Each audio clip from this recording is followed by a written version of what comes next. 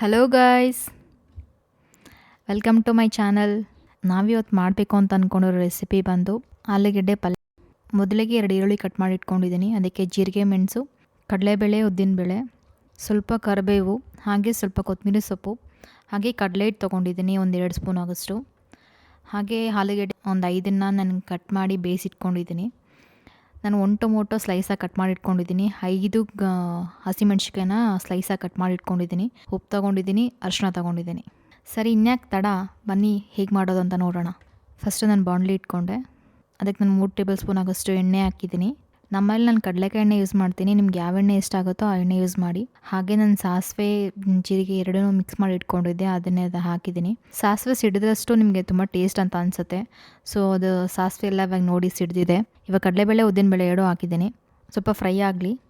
ಅದಾದಮೇಲೆ ನಾನು 2 ಈರುಳ್ಳಿ ಹಾಕಿದ್ದೀನಿ, ಕರ್ಬೇವಿನ ಸೊಪ್ಪು ಹಾಕಿದ್ದೀನಿ, ಹಾಗೆ ಹಸಿಮೆಣ್ಸಿಕಾಯಿ ಆ್ಯಡ್ ಮಾಡ್ತಾಯಿದ್ದೀನಿ. ಈ ಮೂರೂ ರಾಸ್ಮೇಲೆ ಹೋಗೋವರೆಗೂ ಚೆನ್ನಾಗಿ ಫ್ರೈ ಮಾಡಿ. ನೀವು ಎಣ್ಣೆಲಿ ಎಷ್ಟು ಫ್ರೈ ಮಾಡ್ತೀರೋ ಅಷ್ಟು ಚೆನ್ನಾಗಿ ನಿಮಗೆ ಒಳ್ಳೆ ಟೇಸ್ಟ್ ಸಿಗುತ್ತೆ. ಹಾಗೆ ಜೊತೆಗೆ ಕಟ್ ಮಾಡಿ ಇಟ್ಕೊಂಡಿರೋ ಟೊಮೊಟೊ ಆ್ಯಡ್ ಮಾಡ್ತಾಯಿದ್ದೀನಿ. ಈರುಳ್ಳಿ ಜೊತೆಗೆ ಚೆನ್ನಾಗಿ ಟೊಮೊಟೊನ ಚೆನ್ನಾಗಿ ಫ್ರೈ ಮಾಡಿ. ಟೊಮೊಟೊ ಸಾಫ್ಟ್ ಆಗೋ ಲೆವೆಲ್ಗೆ ಅದನ್ನು ಚೆನ್ನಾಗಿ ಹುರಿಯಿರಿ. ಬಟ್ ಟೊಮೊಟೊ ಸಾಫ್ಟ್ ಆಗೋದಕ್ಕೆ ಸ್ವಲ್ಪ 1 ಸ್ಪೂನ್ ಅಷ್ಟು ನಾನು ಉಪ್ಪನ್ನು ಆ್ಯಡ್ ಮಾಡ್ತಾಯಿದ್ದೀನಿ. ಉಪ್ಪನ್ನು ಆ್ಯಡ್ ಮಾಡಿ ನಾನು ಅದನ್ನು ಚೆನ್ನಾಗಿ ಮಿಕ್ಸ್ ಮಾಡಿ ಅದನ್ನು ಸಾಫ್ಟ್ ಆಗೋ ಲೆವೆಲ್ವರೆಗೆ ನಾನು ಅದನ್ನು ಬಿಡ್ತೀನಿ. ಇವಾಗ ಟೊಮೊಟೊ ಎಲ್ಲ ಸಾಫ್ಟ್ ಆಗಿದೆ, ಅದಕ್ಕೆ ನಾನು ಸ್ವಲ್ಪ ಅರಿಶಿನ ಪುಡಿ ಇವಾಗ ಆ್ಯಡ್ ಮಾಡ್ತಾಯಿದ್ದೀನಿ. ಅರಿಶಿನ ಪುಡಿ ಹಾಕಿ ಅದನ್ನು ಚೆನ್ನಾಗಿ ಅದ್ರ ಜೊತೆಗೆ ಮಿಕ್ಸ್ ಮಾಡ್ತಾಯಿದ್ದೀನಿ. ಕಂಬೈನ್ ಆಗಬೇಕೆಲ್ಲ. ನಾನು ಏನು ಆಲೂಗೆಡ್ಡೆ ಬೇಯಿಸಿಟ್ಕೊಂಡಿದ್ದೀನೋ ಅದನ್ನು ಇವಾಗ ಸ್ಮ್ಯಾಶ್ ಮಾಡಿ ನಾನು ಅದನ್ನು ಹಾಕ್ತಾಯಿದ್ದೀನಿ. ಈರುಳ್ಳಿ ಜೊತೆಗೆ ಕಂಬೈನ್ ಆಗೋ ಲೆವೆಲ್ಗೆ ಚೆನ್ನಾಗಿ ಅದನ್ನು ಫ್ರೈ ಮಾಡಿ 1 ಸ್ಪೂನ್ ಉಪ್ಪು ಹಾಕ್ತಾಯಿದ್ದೀನಿ. ಉಪ್ಪು ಹಾಕಿದ್ಮೇಲೆ ನೀಟಾಗಿ ಫ್ರೈ ಮಾಡಿ ನಾನೇನು ಕಡಲೆ ಹಿಟ್ಟು ತೊಗೊಂಡಿದ್ದೀನೋ ಅದಕ್ಕೆ ಸ್ವಲ್ಪ ನೀರು ಹಾಕೋದನ್ನು ಮಿಕ್ಸ್ ಮಾಡ್ತಾಯಿದ್ದೀನಿ. ಏನು ಲಮ್ಸ್ ಇಲ್ದಿರೋ ಥರ, ಏನು ಗಂಟು ಇಲ್ದಿರೋ ಥರ ನೀಟಾಗಿ ಅದನ್ನು ನೀರಲ್ಲಿ ಅದನ್ನು ಮಿಕ್ಸ್ ಮಾಡಿ. ತುಂಬ ತಿಕ್ನೆಸ್ ಬೇಡ, ಸ್ವಲ್ಪ ತೆಳುವಾಗಿ ನೀರಲ್ಲಿ ಮಿಕ್ಸ್ ಮಾಡ್ಕೊಳ್ಳಿ.